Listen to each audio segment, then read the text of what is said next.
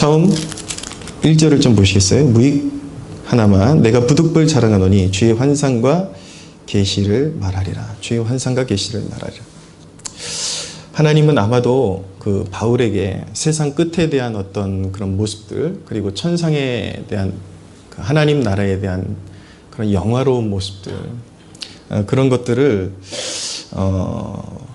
환상과 특별한 계시로서 보여주셨던 것 같습니다.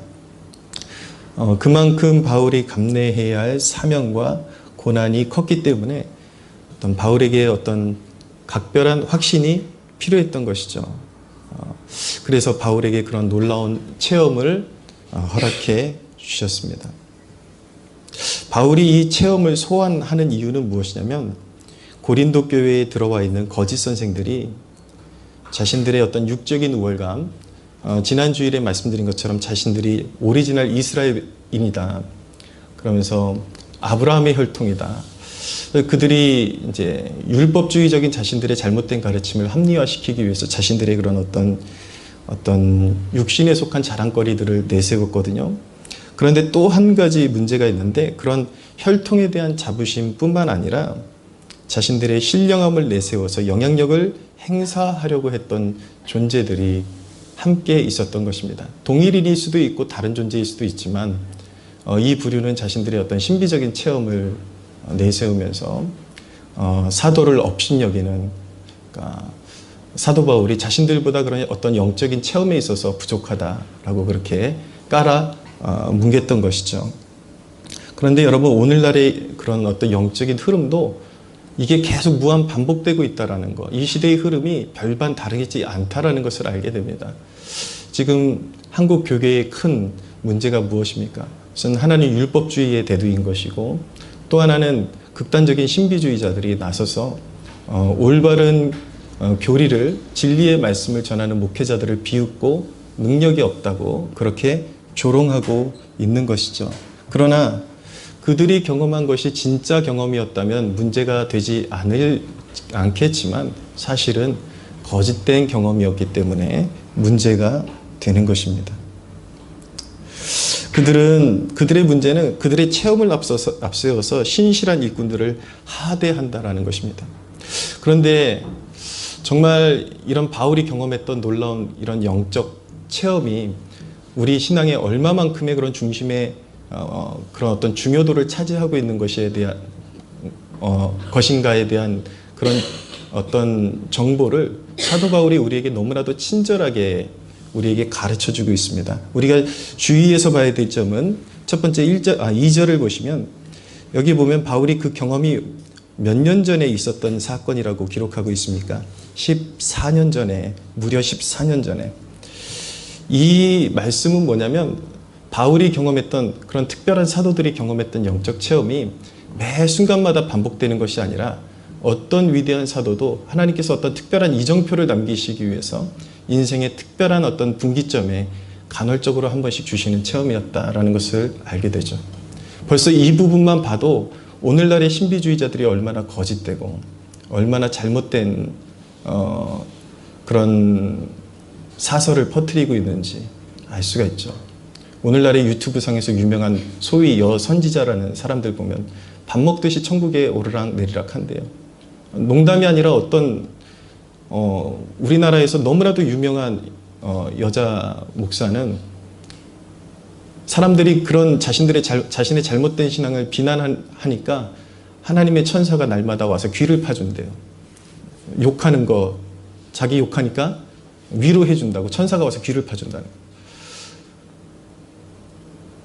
어떤 경우에는 자신은 설교 준비를 하는데 여느 목사들과 같이 성경을 읽고 묵상하면서 연구하면서 설교 준비를 하는 것이 아니라 예수님께서 다이렉트로 직접적으로 이렇게 다 불러주신다라는 거예요. 이렇게 써라, 이렇게 써라.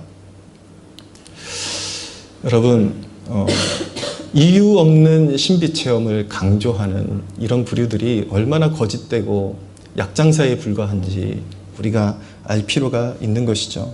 두 번째 우리가 주목해야 될 것은, 자 보면은 바울이 14년 전에 셋째 하늘에 이끌려갔다라고 말씀하고 있어요. 얼마나 대단한 체험이었겠습니까? 이 성경의 그런 어떤 하늘에 대한 개념은 대기권 안쪽의 하늘을 하나로 보는 것이고, 대기권 밖에 있는 하늘을 한 가지로 보는 것이고, 그 다음에 영적인 하늘, 하나님과 천사들이 거하는 하늘이 있다라고 생각을 하는 것입니다. 근데 바울이 이 대기에 속하지 않은 영적인 하늘, 낙원에 다녀왔다라고 그렇게 그 체험을 이야기하고 있는 것이죠. 얼마나 대단합니까? 거기서 가히 인간이 그런 알아듣지 못할 너무 놀라운 그런 영적인 비밀들을 바울이 듣고 왔다라고 그렇게 자기의 체험을 서술하고 있는데, 우리가 여기서 신중하게 생각해 봐야 될 것은 무엇이냐면, 바울의 그 체험이 우리 신앙의 본질이라면 성경을 기록할 때에 그런 경험들 위주로 기록했겠죠. 왜 바울이 그렇게 대단한 체험을 하고서도 그런 신비한 체험을 위주로 성경을 기록하지 않고 교리를 위주로 성경을 기록하게 되었는지 생각해 볼 필요가 있습니다. 진정으로 건강한 신앙이라는 것은 무엇이냐면, 하나님의 말씀으로, 하나님의 말씀을 성령의 능력으로 받아 적용시키고 말씀 안에서 뿌리를 내리며 자라나는 것이지, 그냥 무턱대고 내가 무엇을 봤다. 여러분, 너무 그게 자주 반복되면요, 사람이 이상한 사람이 됩니다. 그건 올바른 것이 아닌 것입니다. 벌써 사도 바울이 우리에게 진정한 신앙이 무엇인지 다 가르쳐주고 있잖아요. 그렇게 높은 하늘에 올라서 그렇게 어마어마한 영적인 세계를 보고 온 사람이 왜 그것을 구체적으로 자랑하지 않겠습니까? 안 하겠습니까?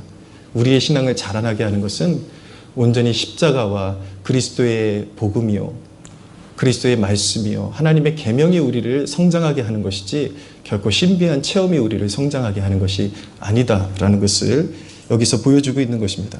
또 한 가지 주목해야 되는 것은 6절을 보시면, 내가 만일 자랑하고자 하여도 어리석은 자가 되지 아니할 것은 내가 참말을 함이라. 그러나 누가 나를 보는 바와 내게 듣는 바에 지나치게 생각할까 두려워하여 그만두노라.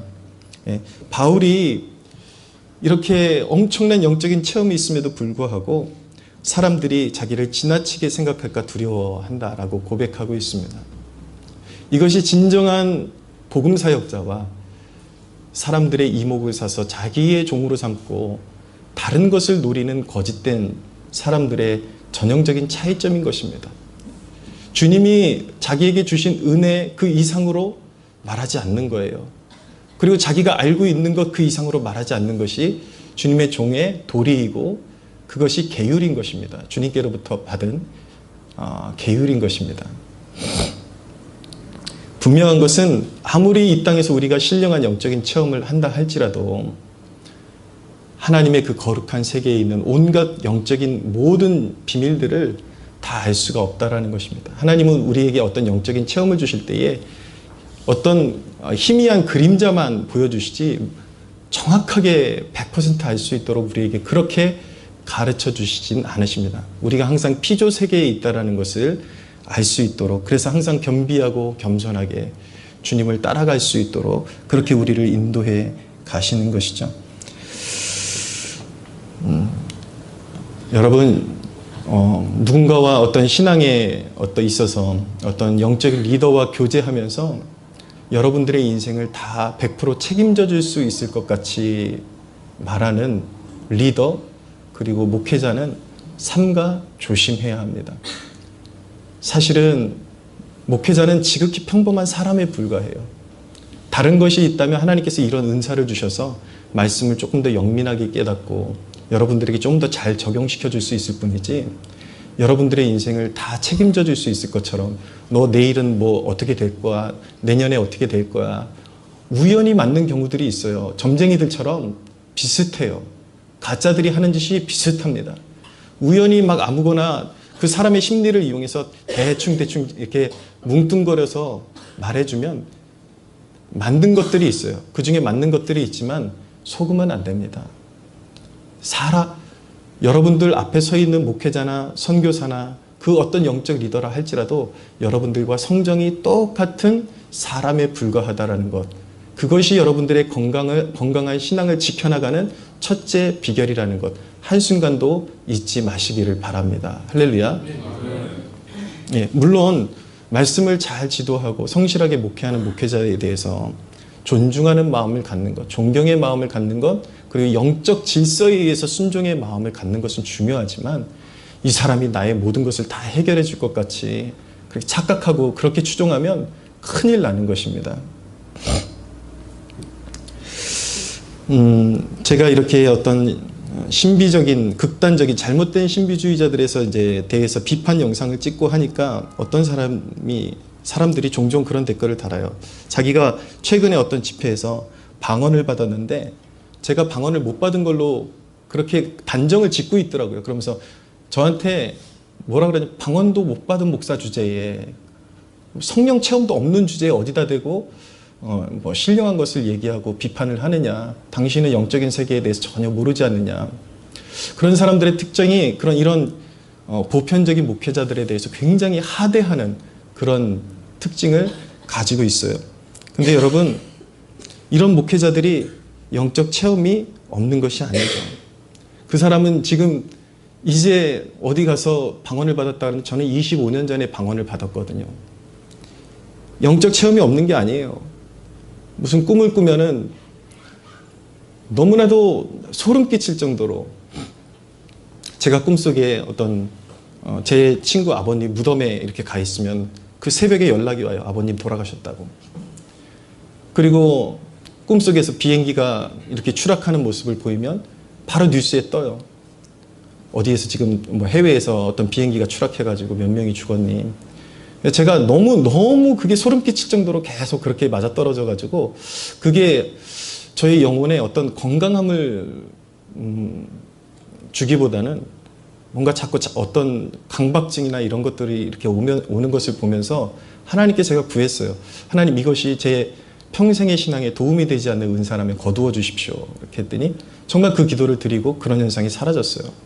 여러분, 신앙의 초기에 하나님께서 저에게 영적인 세계가 있다는 것을, 이 기도의 세계가 얼마나 영적인 험난한 전쟁터인지를 알게 하시기 위해서 마귀가 성도를 얼마나 이간하고 또 조롱하는지를 보여주시기 위해서 실질적으로 마귀의 음성까지도 귀로 다 듣게 하시고, 막 여자 음성으로 들렸다 남자 음성으로 들렸다가 가진 신령한 어떤 신기해 보이는 체험들을 일반적인 목회자들이 안 한 게 아니에요. 하나님께서 어떤 기간 동안에 어떤 특별한 영적인 감각을 열어주셔서 이런 세계가 있다는 것을 느끼게 해주시고 알게 해주실 때가 있습니다. 그런데 왜 거기에 집착하지 않을까요? 그게 신앙의 본질이 아니기 때문에 그런 것입니다.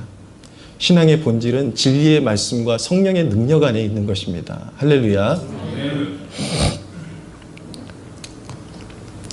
이전에 또 우리 교회 반주자로 또 여러 명이 그 사이에 거쳐나갔기 때문에 누구라고, 이전에 반주자는 아니에요. 근데 초기에 우리 반주자가 제가 교회에서 축출을 시켰습니다. 왜냐하면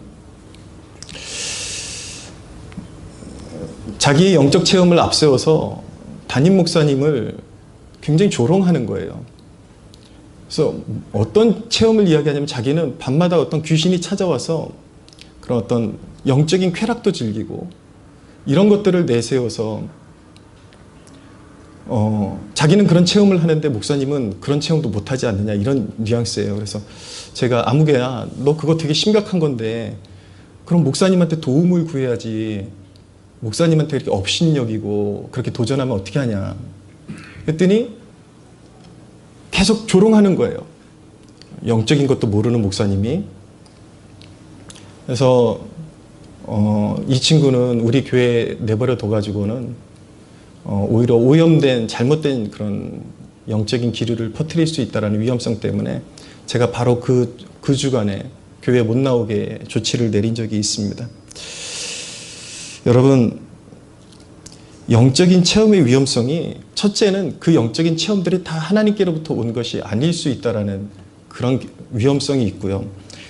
또 설령 그것이 하나님이 주신 것이라 할지라도 그 신비한 체험을 주신 하나님의 선한 목적을 인간이 깨닫지 못하면 어떤 부작용이 나타날 수 있냐면 굉장히 자만해집니다. 하나님의 말씀으로 자신을 이렇게 비추어 보고 깊이 회개하며 연약한 자신을 사용하시는 하나님의 은혜에 대해서 눈뜨지 못하면 자기가 대단해서 그런 체험을 하는 줄 알고 굉장히 교만해집니다. 그리고 가장 심각한 것은 무엇이냐면 그런 체험이 반복되다 보면은 잘못된 체험이 들어올 때가 있어요.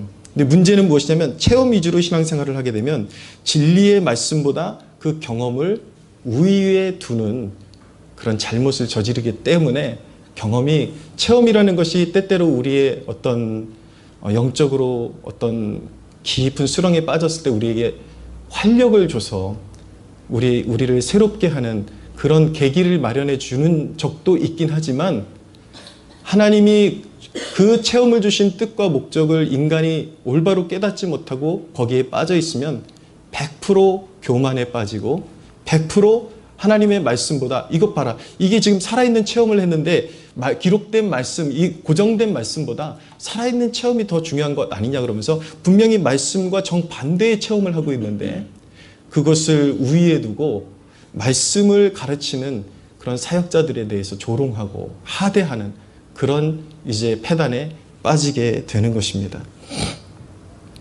그래서 주님은 바울이 자만의 죄에 빠지게 하지 않게 하시기 위해서 안전장치를 두셨는데 그 부분이 바로 7절에 나타나고 있습니다. 같이 한번 읽어볼까요? 시작.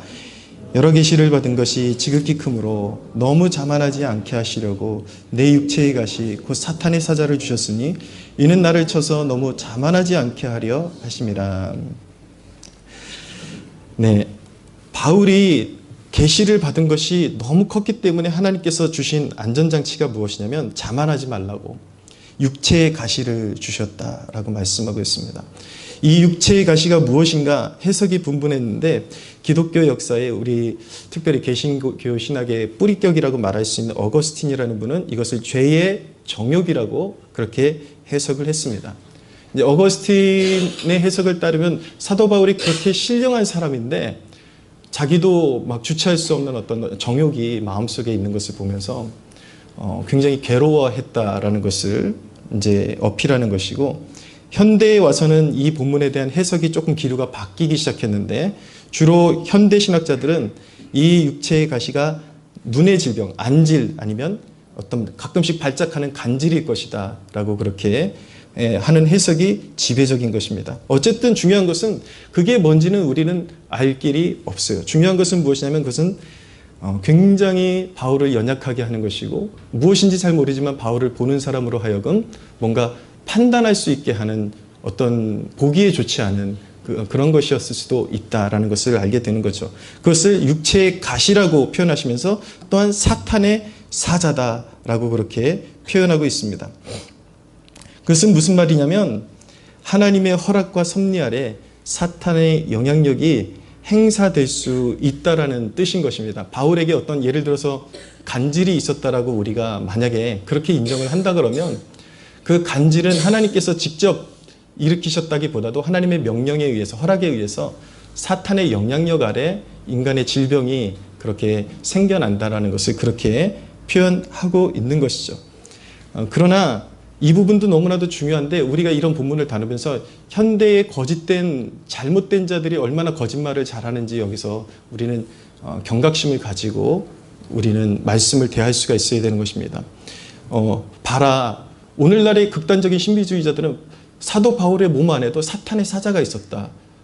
그러니까 사도 바울도 귀신 들림이 있었기 때문에 그런 특별한 은사자들을 통해서 계속 귀신을 빼주는 사역을 하는 게 맞는 거다라고 그렇게 거짓말하는 자들이 있습니다. 이것은 사탄의 영향력을 허락하셔서 몸의 질병이나 어떤 것을 허락하셨다라는 것이지 귀신 들림하고는 전혀 어울리지 않는 본문인 것이죠. 그러면 여러분 그들의 그런 지론대로라면 사도 바울이 귀신 들린 상태로 성경을 썼다라는 것인데 우리가 그런 말씀을 어떻게 하나님의 말씀으로 인정할 수가 있습니까? 말 같지도 않은 소리를 오늘날의 은사주의자들이 아무 성경이나 막 갖다 대면서 자신들의 지론을 합리화시키는데 사용하고 있다는 것, 경각심을 가져야 되는 거예요. 귀신 들림과 사탄의 영향력에 의해서 어떤 시험이 오는 것, 시련이 오는 것, 이것은 구별할 줄 알아야 하는 것입니다. 다른 거예요. 그런데 중요한 것은 이런 약함을 사도 바울에게 남겨놓으시는 이유가 무엇인가? 우리에게 남겨놓으신 이유가 무엇인가? 하나님은 여러분들의 체질을 누구보다도 잘 아십니다. 여러분이 인정받는 순간 얼마나 쉽게 목이 곧아지는지, 당신이 가장 원하는 것을 주시지 않는 이유도 바로 여기 있습니다. 당신이 얼마나 쉽게 중심을 잃는 존재인지 아시기 때문에 주님은 때때로 여러분들이 그렇게 열망하는 것들을 허락하지 않으시는 거예요. 근데 주님의 대답이 더 놀랍습니다. 사도 바울은 자기 안에 있는 그런 질병이나 연약함이 거두어지기를 주님 앞에 3번을 간구했다라는데, 이 3번을 간구했다라는 것을 성경에서 완벽하게, 그러니까 온전히, 그러니까 주님이 땀방울이 핏방울이 되듯이 그렇게 3번을 나가서 아버지 앞에 기도하셨듯이 그런 열망을 가지고 주님 앞에 나가서 이것을 거두어 달라고 기도했다라는 뜻을 가지고 있는 것이죠.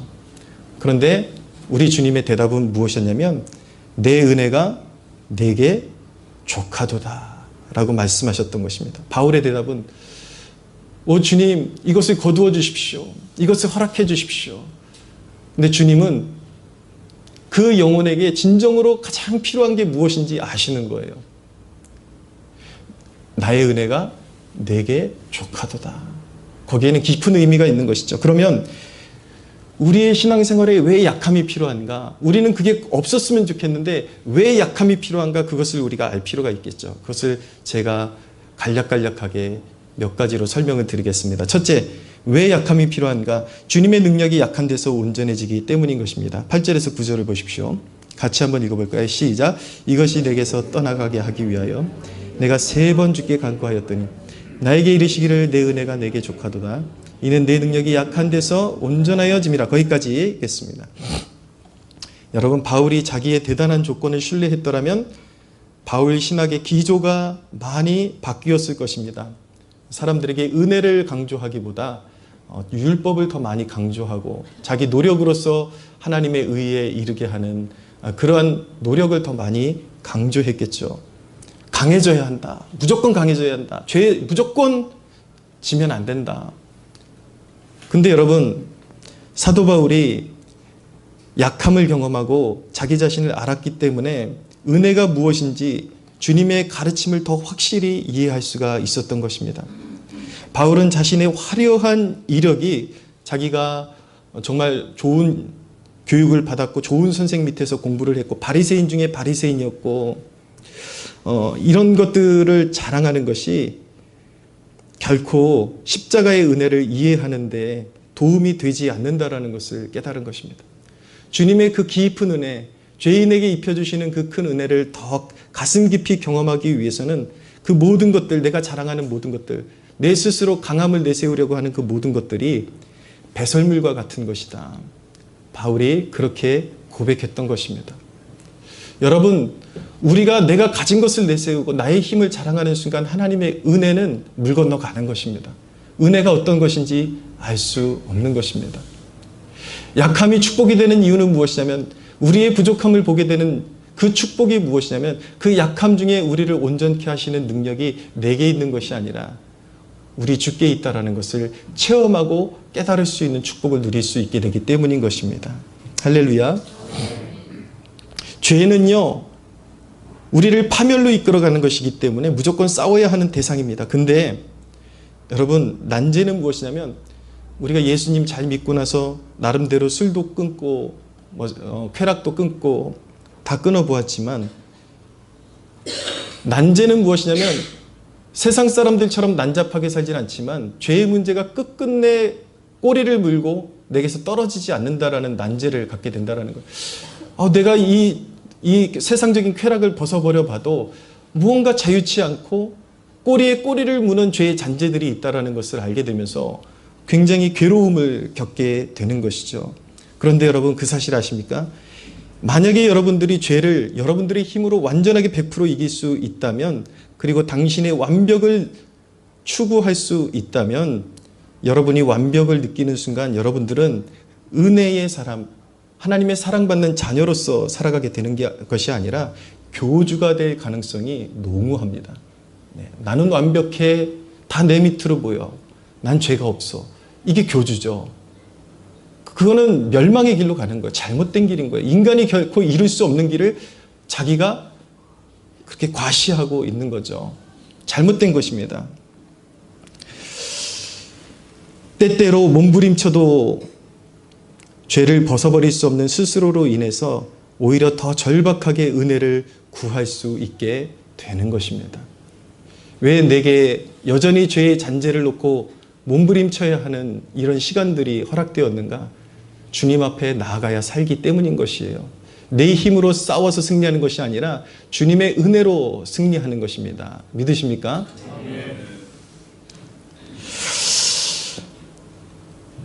여러분, 오히려 자기 힘으로 죄들에 대항하려고 하기보다 우리가 주님의 은혜를, 죄인을 향하신 하나님의 놀라우신 은혜, 한없는 은혜, 그 은혜에 충만하면 오히려 죄의 영향력에서 자유로워집니다. 죄의 목록 하나하나를 내가 대항하려고 하면 죄가 더 커져요.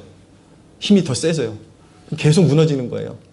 근데 주님을 사랑하고 내가 은혜로 충만하게 되고 나의 연약함을 받아주시는 주님이 계시다, 하나님이 계시다라는 것을 알게 되면 내가 집착하던 그 세력들이 점점 내가 집착하지 않게 되니까 세력이, 힘이 점점 약해져요. 거기에 끌려다니지 않게 되는 것입니다. 완벽할 수는 없지만 죄에 상당히 자유로운 상태로 살아갈 수가 있게 되는 것입니다. 깨달을 귀가 있는 백성은 복이 있습니다. 할렐루야. 여러분, 내가 약한 데서 그리스도의 의가 충만하게 나타나는 것입니다. 내가 강해지는 것이 아니라 내가 연약한 피조물임을 기억하고 오직 주님의 십자가의 은혜 아니면 나는 가망성이 없습니다. 엎드리면 엎드릴수록 주님의 은혜는 충만하게 나타나는 것입니다. 사역도 그렇습니다. 어떤 주님의 일을 감당하는데 인간 스스로 만족하고 완벽하다고 자부하는 순간 실패와 낭패가 반드시 생기게 됩니다. 하나님의 임재가 없는 완벽한 프로그램을 여러분들 경험해 본 사람은 알아요. 아무리 프로그램이 완벽해도 성령의 임재가 없는 여름 수련회, 성령의 임재가 없는 여름 캠프, 모든 것 다 잘 준비했는데 하나님의 임재가 없는 것은 무엇과 같으냐면요, 사람이 흙으로 만들어졌지 않습니까? 사람인 이유는 흙으로 만들어진 사람의 육신에 하나님께서 영적인 호흡을 불어넣으셔서 생명이 되었기 때문에 사람이 사람 될 수 있는 거예요. 그런데 여러분, 마치 우리의 노력만 있고 인간의 노력만 있고 인간의 어떤 강함만 있고 하나님의 은혜가 없는 우리의 노력은 무엇과 같으냐면 생기가 없는 단순한 아무 가치가 없는 프로그램이요, 아무 가치가 없는 껍데기에 불과한 것입니다. 그래서 우리는 무엇이든지 하나님께서 우리에게 일을 맡겨주실 때 겸손함으로 잘 준비해야 돼. 최선으로 준비해야 돼. 하나님의 생기가 없이는 이것은 아무것도 아닙니다 라는 그런 절박한 고백과 늘 나는 연약한 피조물입니다라는 고백으로 주님 앞에 나아가서 하늘의 능력을 부으소서, 하늘의 은혜로 온전케 하소서라는 그런 간구로 나아갈 때 주님의 채우시는 은혜, 온전케 하시는 은혜가 거기에 임하는 줄로 믿으시기를 바랍니다. 두 번째, 왜 약함이 필요한가? 약함이 주님의 능력이 지속되도록 하는 매개체이기 때문인 것입니다. 바울은 스스로 완벽한 것처럼 자랑하고 스스로의 의지로 완벽함에 이르러야 하는 것처럼 가르치는 자들에게 지금 어긋장을 놓듯이 말하고 있는 거예요. 이렇게 말하는 거예요. 아니야, 걔네들한테 속으면 안 돼. 그들의 가르침을 따라가는 순간 오히려 수많은 절망감을 경험하고 말 것이야. 오히려 약함을 알고 주님만 의지해야 진정한 영적인 성취와 만족을 누릴 수 있어. 사도 바울이 그렇게 지금 가르치고 있는 것이, 호소하고 있는 것입니다. 그래서 바울은 이렇게 고백합니다. 자신에게 있는 연약함이 있는 것이 오히려 더 영적으로 소중한 것이다, 좋은 것이다 라는 것을 어필하기 위해서 그러므로 도리어 크게 기뻐함으로 나의 여러 연약한 것들에 대하여 자랑하리니 라고 그렇게 고백하고 있는 것입니다. 사랑하는 여러분, 믿는 자의 약함은 우리 주님이 임하실 자리인 것입니다. 그런데 그 자리를 인간 스스로가 차지하면 망하는 것입니다. 더 좋은 것이 아니라 망하는 길로 가는 것입니다. 이번 국내 선교 여행 여러분들 함께 다니면서 처절하게 느끼지 않았습니까? 수많은 사람들이 자신의 상처와 나약함을 가지고 있으면서도 그 나약함의 자리를 주님께 내어드리지 않고 비키지 않고 자신이 버티고 자신이 그 자리를 차지하고 있으니까, 해결할 능력도 없는 사람들이 고집을 부리고 버티고 있으니까 영원한 멸망의 길을 자처하고 있는 것 아니겠습니까? 사랑하는 여러분, 나의 연약함을 알고 그 연약함을 통해서 주님께 계속 지속적으로 나오는 것이 축복이요. 그것이 하늘의 권능임을 믿으시기를 바랍니다. 때때로 우리 영혼이 바짝바짝 마르는 거 느끼잖아요. 날마다 은혜가 충만하면 좋을 텐데 며칠 있으면 받은 은혜 또 까먹어요. 또 바짝바짝 마르기 시작합니다.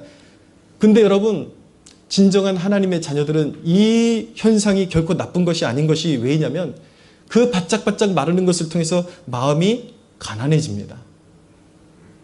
그 마음이 주님께 연락될 때에 비로소 은혜의 단비가 내리는 거예요. 신앙은 이 과정의 반복입니다. 주님은 우리에게 연약함을 주시고 영적으로 바짝바짝 마르는 광야의 길을 자꾸 걷게 하셔서 이 세상의 한복판에서 주님을 의지하지 않고는 결코 승리할 수 없음을 알게 하셔서 여러분 생각해 보세요. 영혼이 메마르지 않고 설령 여러분들이 엊그저께 어떤 집회를 통해서 큰 영적인 승리를 경험했다 할지라도 그것만 믿고 여러분들이 하나님을 계속해서 지속적으로 찾지 않고 나가서 생활한다면 반드시 백전백패하는 패단을 경험할 것이에요. 매 순간 주님을 의지해야 살 수 있기 때문에 영적으로 바짝바짝 마르고 갈급함이 우리에게 주어지는 것인데, 여러분들 기억하십시오. 여러분들이 영혼이 마르고 바짝바짝 마르는 그 순간이 이제 은혜의 단비를 내려주실 시각이 가까이 오고 있다는 사실을 믿으시기를 바랍니다. 주님께로 나오면 생수를 주세요. 예수 그리스도는 생수의 근원이십니다. 주님은 건강한 자에게는 의사가 필요 없고 병든 자라야 의사가 필요하다라고 말씀하셨어요. 오직 자신의 죄성과 연약함, 영혼의 곤고함을 아는 자만이 영혼을 새롭게 하시는 은혜를 맛볼 수가 있는 것입니다. 할렐루야. 예, 그런 갈급함, 목마름 가지고 나오세요. 물로 나오라. 돈 없는 자들도 나오라. 목마른 자들아 나오라. 내가 생수를 줄 것이다. 언제든지 나오라. 할렐루야. 예, 그 갈급함 때문에 지속적으로 주님의 은혜가 우리의 삶 가운데 머무를 수 있는 그런 매개체가 되는 것이죠. 무슨 좋은 것입니다. 할렐루야. 아멘. 세 번째, 약함이 필요한 이유는 약할 때 주님의 강력한 도움이 나타나기 때문인 것입니다. 10절을 보십시오. 같이 읽겠습니다. 시작. 그러므로 내가 그리스도를 위하여 약한 것들과 능욕과 궁핍과 박해와 공고를 기뻐하노니 이는 내가 약한 그때의 강함이라. 아멘. 바울이 인간이 처할 수 있는 극한에 처할 때에 절망을 느낄 때쯤 주님의 개입을 경험했습니다. 그것은 하나님의 일들이 결코 인간의 영역이 아니라는 교훈을 우리에게 가르쳐주고 있는 것입니다. 여러분, 고린도후서 초기에 읽었던 말씀이 있는데 기억하시는지 모르겠어요. 고린도후서 1장 8절에서 10절을 제가 읽어드릴게요. 형제들아, 우리가 아시아에서 당한 환난을 너희가 모르기를 원하지 아니하노니 힘에 겹도록 심한 고난을 당하여 살 소망까지 끊어지고 우리는 우리 자신이 사형 선고를 받은 줄 알았으니 이는 우리로 자기를 의지하지 말고 오직 죽은 자를 다시 살리시는 하나님만 의지하게 하심이라. 사역 가운데 다 죽었다 하는데 그때 하나님의 죽은 자를 살리시는 하나님의 능력이 우리가 다 죽었다 할 때 나타난다라는 거예요. 그래서 우리에게 약함을 허락하시는 것입니다. 그가 이같이 큰 사망에서 우리를 건지셨고 또 건지실 것이며 이후에도 건지시기를 그에게 바라노라. 할렐루야. 사랑하는 여러분, 주님이 나의 강함이라는 걸 알면 고질적인 죄의 사슬도 끊어버릴 수가 있습니다. 데니스 전이건이라는 분이 있는데 이분이 누구냐면 우리가 잘 부르는 찬양 약할 때 강함 대신에 이 곡을 지으신 분입니다. 그런데 이분은 너무나도 남에게 말 못할 부끄러운 그런 약함이 있었는데 소년 시절에 화장실에서 어떤 성인 남자에게 성추행을 당한 뒤로 어떤 짜릿한 이상한 쾌락을 맛보았어요. 그 이후로 이 전이건이 동성애자가 됩니다. 신앙생활을 하면서도 동성애자가 되었어요. 그런데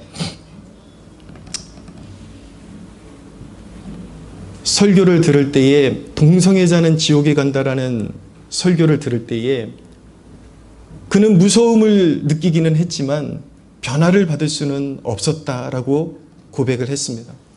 근데 동성애자가 지옥 간다라는 설교가 결코 아무런 효과가 없었던 것은 아니었어요. 자기의 힘으로 되지 않으니까 여러 번 자살을 시도하기도 하고 자살을 생각했지만 동성애자는 지옥에 간다라는 그 율법적인 설교 때문에 감히 죽지를 못했던 것이죠. 그러니까 죄를 억제하는 데까지는 동성애자는 지옥에 갑니다라는 설교가 먹힐 수 있었지만 그 이상을 제공하지를 못했다라는 것입니다. 그는 두려움에 떨고 있었고 하나님과의 극도의 어떤 그 간격 속에서 영적으로 헤매이는 삶을 살아갈 수밖에 없었습니다. 그런데 그에게 하나님의 어떤 은혜가 있었어요. 그가 죄에 빠져 있었음에도 불구하고 그리스도가 자신을 사랑하고 계신다라는 어떤 믿음이 그에게 주어지기 시작했습니다. 그것으로 견디기 시작했어요. 그런데 여전히 그에게 해결되지 않는 문제는 무엇이냐면 아무리 그리스도의 십자가의 은혜가 크다 할지라도 자신의 죄만큼은 십자가도 어쩔 수 없을 거라는 그런 잘못된 정죄감에 빠져 있었어요. 그런데 어느 날 하나님의 은혜로 성령께서 그의 마음에 깊은 통찰력을 주시는데 십자가는 모든 죄를 삼키고 새로운 피조물이 되게 한다라는 믿음을 가지게 해주셨습니다. 어느 순간 그것을 깨달은 거예요. 아, 십자가의 은혜는 동성애뿐만 아니라 그보다 더 큰 죄악도 삼키고도 남고 주님은 내 죄보다도 더 크시고 나의 모든 죄를 속량하시고 구원하실 수 있다는 것을 그가 깨닫게 된 것입니다. 할렐루야. 그 믿음이 왔어요. 그 믿음이 오니까 극적인 회심을 경험하게 되고 그는 스스로 새로운 피조물이 되었음을 알게 되었습니다. 순간 예수 그리스도가 나의 구주가 되심을 그가 고백했을 때에 비로소 죄의 사슬이 끊어지고 자신이 자유케 되었음을 알게 되었습니다. 오랜 시간 동안 싸웠던 동성애가 자연스럽게 끊어지고 그는 한 가정의 아버지가 되어서 9자녀의 아버지가 되었습니다. 할렐루야. 십자가의 은혜는 삼키지 못할 죄악이 없는 것입니다. 사랑하는 여러분, 어떤 강력한 죄에 끌리고 있다면 도망가면 안 돼요. 그 문제 해결을 받으면 주님께 오겠습니다. 그 길이 사망의 길이에요. 그 죄보다 크신 주님께로 가까이 나오십시오. 할렐루야. 그 죄의 문제가 지금 해결되지 않고 있다면 그대로 나오세요. 죄를 합리화시키라는 게 아니에요. 죄가 죄인 줄 알되 주님 앞에 늘 깊이 회개하는 마음으로 주님, 내 노력으로 잘 되지 않는 이 부분 다스려 주시옵소서. 다스려 주시고 주님의 때에 이 문제를 해결해 주시고 주님 내 삶을 온전히 통치하여 주시고 주님이 나의 주권자가 되어 주시옵소서. 끊임없이 천국은 침노하는 자의 것이라고 말씀하고 있습니다. 천국을 원하고 치유받기를 원하십니까? 그러면 주님이 그 마음의 소원을 이루어 주실 것입니다. 아멘. 세상은 너무 강한데 스스로 강한 채 하면 결국 자멸의 길로 걷게 되는 것입니다. 그래서 하나님은 우리의 약함을 알게 하시고 세상보다 크신 주님께로 나오게 하시는 것입니다. 우리 주님은 말씀하셨습니다. 세상에서는 너희가 환난을 당하나 담대하라. 내가 세상을 이기었노라. 할렐루야. 아멘. 여러분들이 못 이겨요. 여러분들의 약함을 알고 주님께로 나오십시오. 강한 분이 함께 하십니다. 여러분들이 약한 것만 알고 있다면 주님의 그 놀라운 능력이 나타날 수가 없습니다. 여러분들의 약함을 인식하고 있다면 여러분들의 약함을 주님께 드리고 기도해야 하는 것입니다. 할렐루야. 이번에 선교 여행 때, 국내 선교 여행 때 우리 성도들에게 좋은 은혜의 장을 공급하고 싶다라는 마음에 두 분의 좋은 목사님을 모셨습니다. 그런데 한 가지 걱정이 드는 거예요. 좋은 목사님들을 모시고 나니까 이분들이 이제 거치고 가게 되면은 마치 선교지에 막 아이들 놀아주다가 선교팀이 떠나고 나면 오히려 공허한, 그래서 드는 생각이 뭐냐면 이렇게 유능한 목사님들이 설교해 주셨는데 주님, 이분들이 자리를 비운 그 사이에도 정말 우리 교회가 좋은 교회임을 나타내 주시고 그분들이 지나가도 우리 교회 예배가 탄탄하고 하나님이 임하시는 예배임을 우리 성도들이 알게 하옵소서. 그런 간절함이 막 일어나는 거예요. 막 그게 여러분 이틀째 오셨던 우리 제 청년부 때 가르쳐 주셨던 이준호 목사님 같은 경우는 얼마나 여러분 영성도 탁월해요. 영성도 탁월하고 영어 실력도 탁월하고 찬양도 잘해. 뭐 하나 빠지는 게 없어요. 뭐 하는 게 빠지는 게 없으니까. 또 그런 또 이렇게 분이 빠지고 나면 또 교회 중에는 사회성 없는 인간들이 한둘씩 꼭 있기 마련이거든요. 오, 놀라우신 목사님, 영어도 잘하시고, 영성도 좋고, 아니나 다를까 벌써, 농담이지만 그런 얘기가 나오잖아요. 그런 목사님이 위례에 있는 줄 알았으면 주영이가 과연 여기 이사 왔을까? 막 그런 얘기까지 나오는 거. 눈치 없는. 이사 왔겠지? 네. 대답이 왠지 억지 같아요. 예. 그래서 드는 생각이 뭐냐면, 하나님, 우리 목사님도 나쁘진 않다. 그런 소리는 들어야 되겠지 않습니까? 내가 목회해야 되는데, 지나간 목사님들이 그렇게 훌륭하면, 하나님, 그게 어떻게 합니까? 저도 먹고 살만 해야죠. 그래서 마지막 예배까지 은혜를 주십시오. 그게 이제 마음에 간절함이 생기니까, 나의 약함, 내가 그렇게 탁월한 목회자가 아니다라는 건 내 스스로가 아니까 간절함이 생기는 거죠. 그래서 마지막 날 예배를 준비해야 되는데 저는 마지막 날 해수욕장 들어가서 막 노는 거 되게 기대하고 갔거든요. 그래서 시간 받고 이제 수영복까지 다 갈아입었는데 수영복 다 갈아입고 들어가는데 이제 들어가야 될 시간을 보니까 예배 시간이 얼마 안 남은 거예요. 생각보다. 딱 1시간 정도 기도할 시간이 남았는데 이거 아니다. 정신 바짝 차리고 끝 마무리 잘해야 된다 그래서 그냥 그 질로 다시 교회로 돌아와가지고 옷 갈아입고 본당에 가서 무릎 꿇고 주님 살려주십시오. 우리 예배 살려주시고 마지막까지 주님 함께 해주십시오. 그렇게 간구를 주님 앞에 드렸던 기억이 있습니다. 여러분 제가 여러분들에게 전달하고 싶어서 그냥 조금 이렇게 오버해서 얘기했어요. 여러분들 타박하려고 얘기한 거 아니니까. 저는 우리 지체들의 저는 이렇게 청년 세대들하고 사역하면서 엉뚱한 발랄함이 너무 좋아요. 그런 엉뚱한 얘기하고 그런 것들. 그렇지만 중요한 것은 무엇이냐면 저는 그렇습니다. 그게 은혜인 것 같아요. 내가 내 자신의 약함을 아니까 더 주님 앞에 나갈 수밖에 없는 그것이 바로 은혜다. 할렐루야. 아멘. 거기에 하나님의 강하심이 나타나는 것입니다. 마지막으로 말씀 정리하겠습니다. 한 가지만 기억하십시오. 거짓 교사들은 자신을 자랑합니다. 그러나 진실한 종들은 주님의 강하심을 자랑합니다. 여러분들의 약함을 가지고 주님 앞에 나아가는 모든 주의 백성들 앞에 주님은 여전히 강하십니다. 할렐루야. 아멘. 주님이 여러분들의 강함이 되어 주실 것입니다. 아멘. 우리 하나님께 영광의 박수 올려드리겠습니다.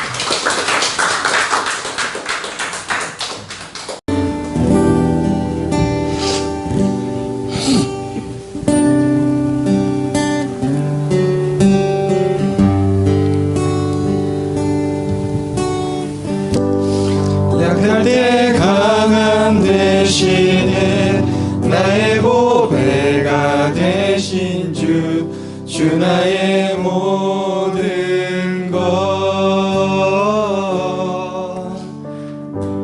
주 안에 있는 보물을 나는 포기할 수 없네 주 나의 모든 것 예수 어린 양 예수 어린 양 존귀한 이름 예수 어린 양 존귀한 이름 십자가 죄 사하셨네 십자가 죄 사하셨네 주님의 이름 찬양해 주 나의 모든 것 쓰러진 나를 세우고 나의 빈잔을 채우네 주 나의 모든 것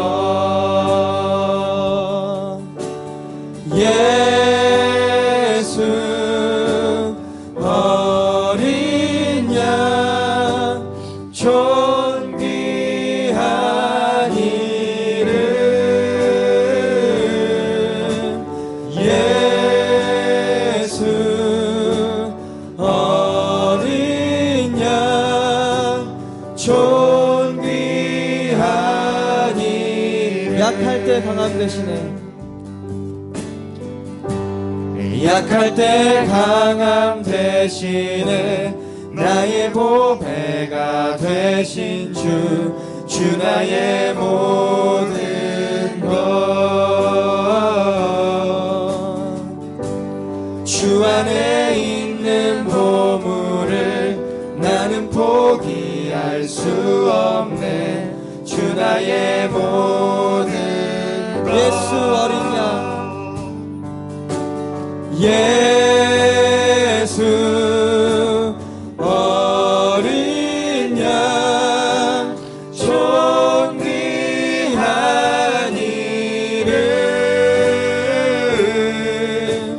예수 어린 양 존귀한 이름. 예수 어린 양, 예수 어린 양 존귀한 이름. 예수 어린 양 존귀한 이름.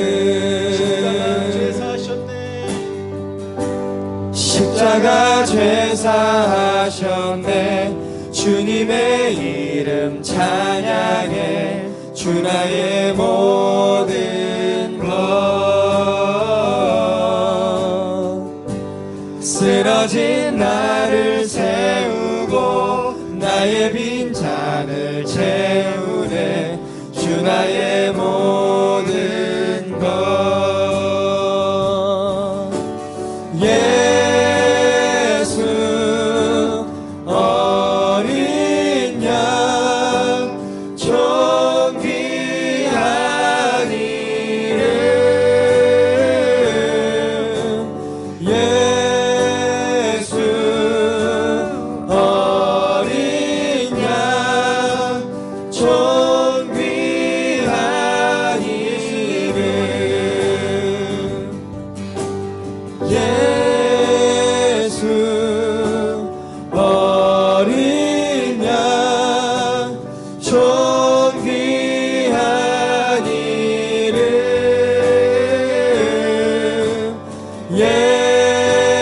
예수 어린 양 존귀한 이름. 이 시간 기도하기 원합니다. 주님, 나의 전부가 되십니다. 나 여전히 부족하고 나 여전히 빈번히 쓰러지지만 주님이 나의 완전함이 되시고 의로움이 되심을 믿습니다. 나의 공허한 자리에, 나의 빈자리에 전능하신 주님을 모시고 살아가길 원합니다. 나의 중심에 주님 임하시고 나를 주장하여 주시옵소서. 나의 약함을 알고 언제든지 내가 주여 부르짖으면 도와주시는 줄로 믿고 연약한 내 자신을 의지하지 않고 강하고 능하신 오직 주님만을 의지하며 주님의 주도권을 인정하는 삶을 살아가게 하여 주시옵소서. 우리의 삶을 축복하여 주시옵소서. 우리의 삶 가운데 주님의 강하심이 나타나게 하여 주시옵소서. 우리 함께 주여 부르짖고 기도합니다. 주여,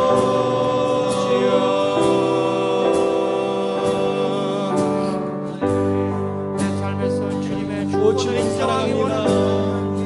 오 주님, 우리는 부족하여도 주님께는 부족함이 없습니다.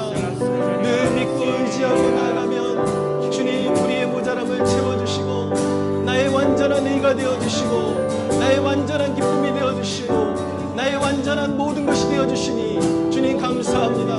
우리는 여전히 부족하고 하나님 빈번히 쓰러지나 주님 영원토록 굳건하신 하나님 나라를 주장하시는 교회의 머리가 되시는 주님만 의지하며 나아갑니다. 오 주님 영광받아 주시옵소서. 오 주님 높임을 받아 주시옵소서. 오 주님 사랑합니다. 오 주님 사랑합니다. 의지하고 오 주님 함께하여 주시옵소서. 오 주님